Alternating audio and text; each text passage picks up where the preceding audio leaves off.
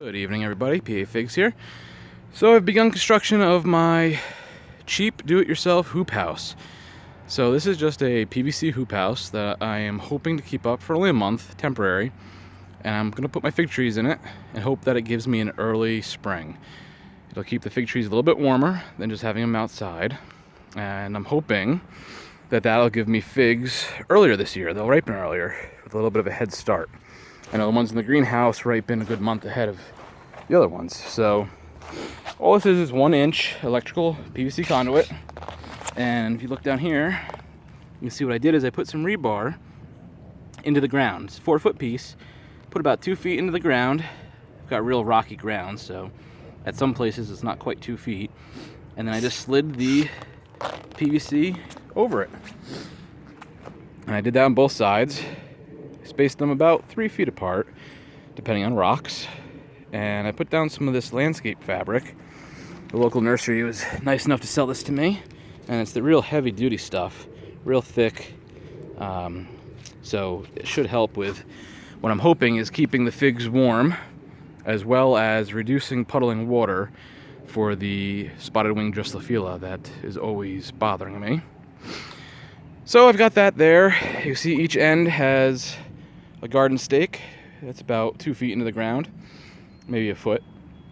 And what I'll do is I'll put the plastic over and run it from the top of this PVC down to there and cinch it up.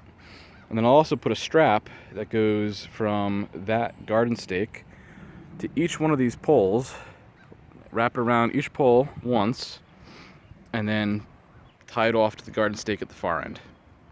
So I'll keep updating everybody as I go here. Hopefully this will work out. I'm a little bit nervous with the wind.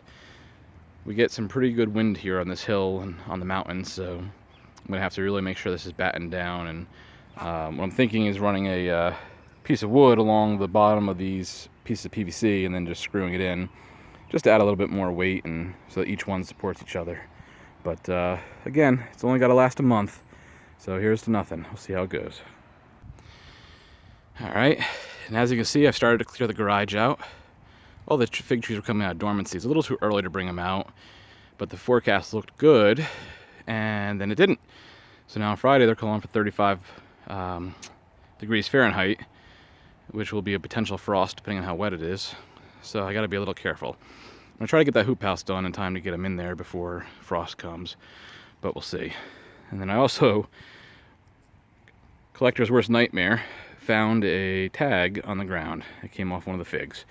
Now luckily this is my Norde Barbentane, and I know which one it is, so I can put it back on. But that is why you'll see I always use a paint pen to label my trees, because tags fade, fall off, birds steal them, you name it. So, all right, these are the fig trees. I gotta get back to work.